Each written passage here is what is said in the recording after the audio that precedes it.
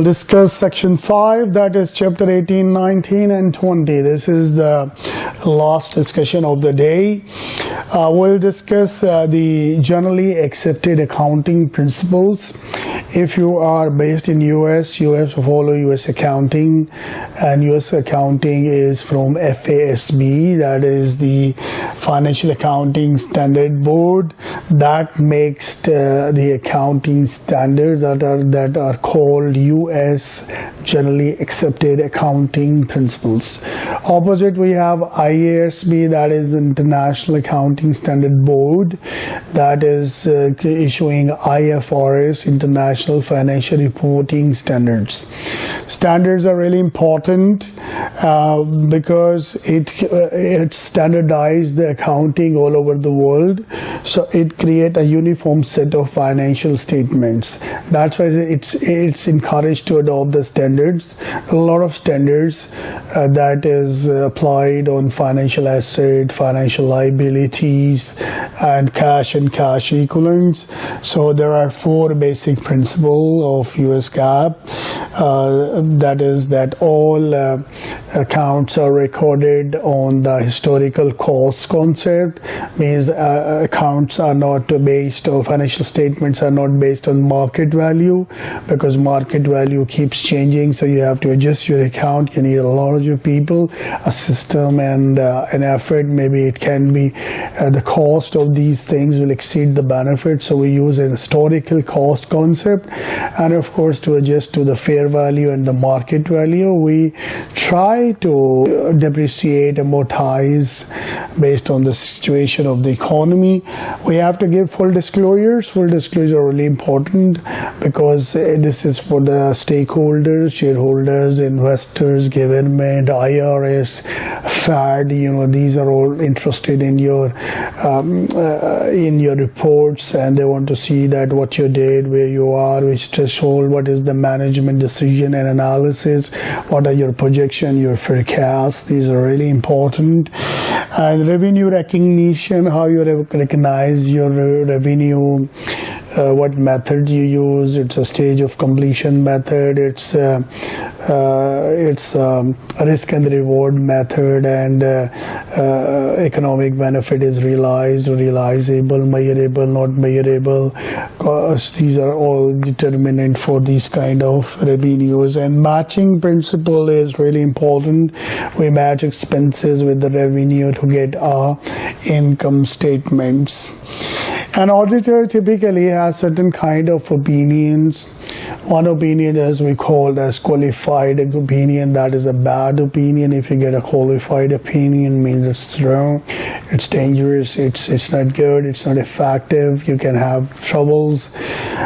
Unqualified opinion, if you are a disclaimer, sometimes we don't give any decision because we don't have enough information, and disclaimers and adverse opinions, these are certain type of opinions.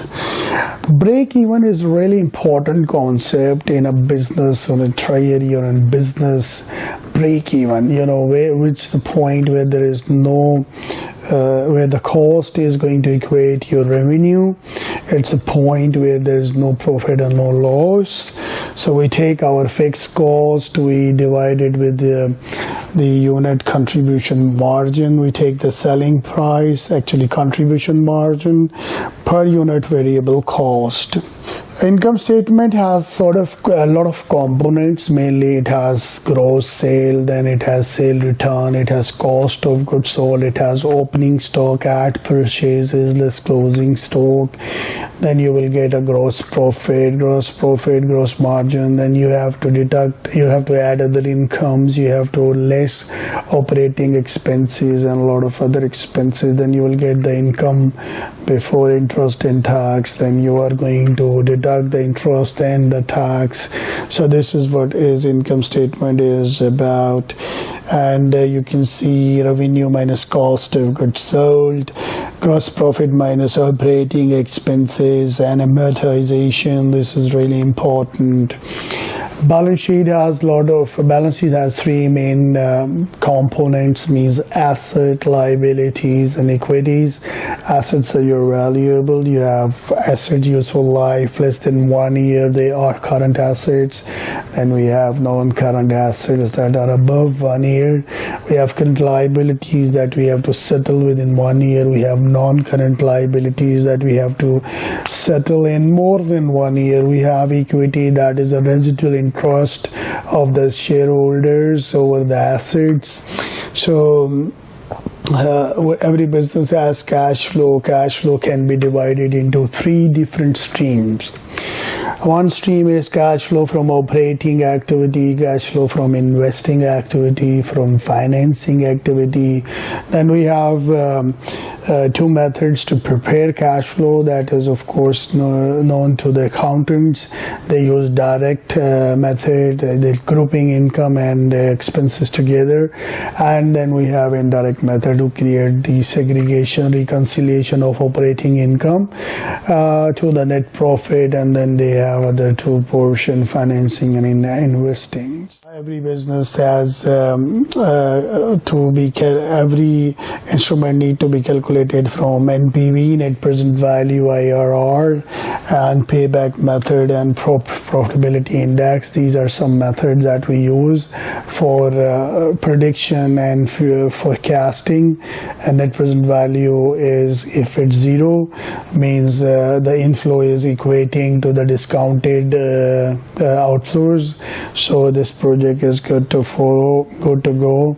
And IRR is a point, it's a percentage where NPV is 0. Profitability index help us to range different projects that we have. If we are facing capital rationing situation where the situation is really squeezed, we cannot increase the cash, the resources, so we have to be choosy, and profitability index give us a right pitch, right figures that which project we have more profit to go. So we choose 1, 2, 3, and this way profitability index help us in choosing our projects. We have certain ratios like net profit margin. You take income, you divide with the sales. Then we have return on common equity, return on asset, return on capital employed. These are straight calculations. We can see the operational efficiency from gross profit margins. We can see what is the time interest, and we take operating profit, we divide with interest expenses. These are simple ratios. We can see the ratios long-term debt to short-term to capital. So we take long-term divided by long-term plus equity. We calculate an ROI, that is return on investment. We calculate RI, that is residual interest, in which we incorporate the target rate of the investor. So he says shows profit after cost of capital is deducted, that income minus invested capital into cost of capital. This is, and then we have economic value added. It's a very simple formula. It shows the after tax cash flow minus the cost of capital. So we take earning before interest and tax into 1 minus tax rate minus weighted average cost of capital into LT debt plus equity. We can calculate debt to tangible net worth. That is pretty simple. You take total debts, divide by total equity minus intangible assets. Earning before interest and tax, depreciation allowance, margins. We can take EBITDA divided by our revenues. If you want to see how efficiently you're making profit, so operating profit, EBIT divided by revenues. Return on total assets, take your income divided by total average assets. Net income divided by total revenue divided by total assets. And we can use DuPont model also. Take one ratio divided into different meanings. It will give you a more quick ratio analysis.